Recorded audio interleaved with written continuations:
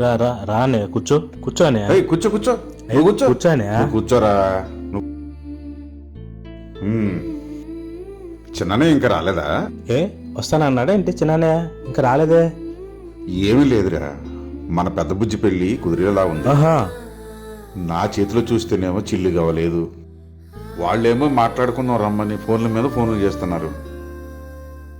ఏం చేయాలో అర్థం కాక చిన్నన్నకి కూడా చెప్పాను, నీ దగ్గర కూర్చొని మాట్లాడదాం రమ్మన్నాడు. పోనీ వదిలేసుకుందామంటే మంచి సంబంధం రా, మళ్ళీ మనం కావాలనుకున్నప్పుడు అలాంటి సంబంధం దొరకదోరా. మన ఊర్లో 2 ఎకరాల భూమిని నమ్ముకుని వ్యవసాయం చేస్తున్నాను కానీ ప్రతి ఏటా అప్పులే కానీ ₹1 ఆదాయం లేదురా. వ్యవసాయాన్ని నమ్ముకుని పిల్లలకు ₹1 కూడా వెనకాలేకపోయాను రా. ఇప్పుడేమో మంచి సంబంధం వచ్చింది, చేతిలో ₹1 లేదంటున్నావు, మరి ఎలా చేద్దాం అనుకుంటున్నానే? అసలు ఏం చేయాలో అర్థం కావట్లేదురా. చిన్నన్నకి కూడా ఫోన్ చేసి ఇదే చెప్పా, తమ్ముడి దగ్గర కూర్చొని మాట్లాడదాం రమ్మన్నాడు. Okay okay. చిన్నన్నయ్య నువ్వు చెరువు చేస్తే మిగిలింది ఎక్కడన్నా మన ఊర్లో రైతులన్నా అడుగుతాను రా. నేను తల చేయాలా? ఏం మాట్లాడుతున్నావు అన్నయ్య? ఏం అర్థం కావట్లేదు. అదిగో చిన్నన్నయ్య వస్తున్నాడుగా.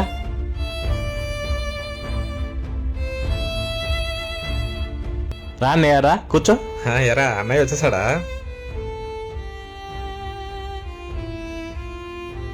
ఝాన్సీ చైర్ తీసురా. అన్నయ్య కారేసి రాలేదా? లేదురా, స్కూటీ చేసుకొచ్చా. ఆహా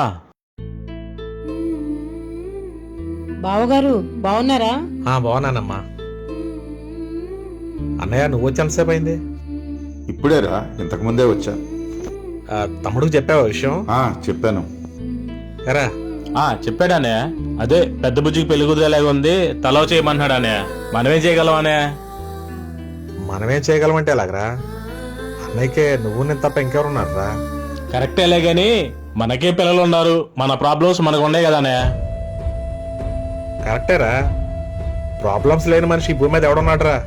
అన్నలదమ్ములం అంటే కష్ట సుఖాల్లో పాలు పంచుకుంటేనే కదరా బంధానికి విలువ అనేది ఉండేది. అందుకే అన్నయ్య మనకొచ్చిన వాట కూడా అన్నయ్యకి తక్కువ రేటుకి ఇచ్చేసాం, ఇంటి స్థలం ఊరినే వదిలేసాం. అన్నయ్యకి ఇంకా మనం ఏం తక్కువ చేసాం అన్నయ్య? అరే తమ్ముడు, అన్నయ్యకి మనం ఏం తక్కువ చేసాం అనకూడదురా. అన్నయ్యకి మనం ఏం చేసినా కూడా తక్కువేరా. అన్నయ్య రుణం మనం ఎప్పటికీ తీర్చుకోలేమురా. ఒరేయ్, నువ్వు నేను ఈరోజు మంచి చదువులు చదువుకొని పట్టణంలో పెద్ద పెద్ద ఉద్యోగాలు చేస్తున్నామంటే దానికి కారణం అన్నయ్యరా. అన్నయ్య కూడా మనలాగా పెద్ద చదువులు చదవకుండా 7వ తరగతి తోటి ఎందుకు ఆపించాడో తెలుసా నీకు? నాన్న ఒక్కడి కష్టంతో మన ఇల్లు గడవకపోతే అన్నయ్య 7వ తరగతిలోనే చదువు ఆపేసి పారబట్టుకొని నాన్నతో ప్రతి పనికి వెళ్ళాడురా. అన్నయ్య అసలు విరామం లేకుండా నాన్నతో పాటు సమానంగా కష్టపడి నిన్ను నన్ను పెద్ద పెద్ద చదువులు చదివించాడురా. నిజంగా అన్నయ్యకున్న తెలివితేటలకి అన్నయ్య చదువుకుని ఉంటే నీకన్నా నాకన్నా చాలా పెద్ద పొజిషన్లో ఉండేవాడురా. అన్నయ్య రుణం మనం ఎప్పటికీ తీర్చుకోలేమురా తమ్ముడు.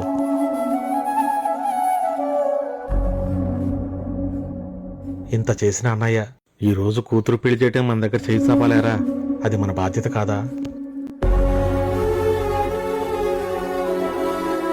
సంపాదనే ముఖ్యం అనుకుని విలువలు నీ త్యాగం మర్చిపోయినానయ్య, నన్ను క్షమించానయ్య. ఒరేయ్, మిమ్మల్ని తమ్ముళ్ళలాగా ఎప్పుడు అనుకోలేదురా, నా కన్న బిడ్డల్లాగా చూసుకున్నాను. అన్నంటే నాన్నంట, తమ్ముడు తన కొడుకంట, ఆ సంగతి అర్థం అయితే జన్మంతా ఆనంద. అన్నయ్య మన పెద్ద బుజ్జి పెళ్లి ఒక రేంజ్ లో చేద్దాం. చిన్నయ్య ఎలా ఉండాలో నువ్వు ప్లాన్ చేయి, ఏది తగ్గకూడదు. పదనే వాళ్ళతో మాట్లాడదాం. ఓకేరా పద. చిన్నప్పుడు నీది నాది ఒకటే ఇల్లు, ఇప్పుడు నీ ఇల్లు నా ఇల్లు అంటారే వీళ్ళు.